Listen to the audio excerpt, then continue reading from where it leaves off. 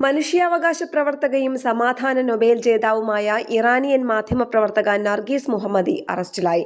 ദുരൂഹ സാഹചര്യത്തിൽ മരിച്ച നിലയിൽ കണ്ടെത്തിയ മനുഷ്യാവകാശ പ്രവർത്തകനും അഭിഭാഷകനുമായ ഖോർസോ അലി കോർദിയുടെ അനുസ്മരണ ചടങ്ങിൽ പങ്കെടുക്കവെയാണ് സുരക്ഷാസേന നർഗീസിനെയും നിരവധി അനുയായികളെയും അറസ്റ്റ് ചെയ്തത്.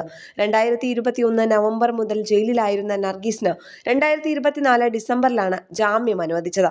വധശിക്ഷ നിർത്തലാക്കണം, സ്ത്രീകൾക്ക് ഹിജാബ് നിർബന്ധമാക്കിയത് പിൻവലിക്കണം എന്നീ ആവശ്യങ്ങൾ ഉയർത്തി നടത്തിയ പ്രതിഷേധ പ്രകടനങ്ങളെ തുടർന്നായിരുന്നു നർഗീസിനെ ഭരണകൂടം ജയിലിലടച്ചത്. ജയിലിനുള്ളിൽ വെച്ച് ശാരീരികമായും മാനസികമായും ക്രൂരമായ പീഡനങ്ങളാണ് നേരിട്ടതെന്ന് നർഗീസ് പിന്നീട് വെളിപ്പെടുത്തിയിരുന്നു. ജയിലറയ്ക്കുള്ളിൽ താനടക്കമുള്ള സ്ത്രീകൾക്ക് നേരെ ലൈംഗിക അതിക്രമം വരെ പോലീസ് ഉദ്യോഗസ്ഥർ നടത്തുന്നുവെന്നും നർഗീസ് മാധ്യമങ്ങളോട് തുറന്നു പറഞ്ഞിരുന്നു.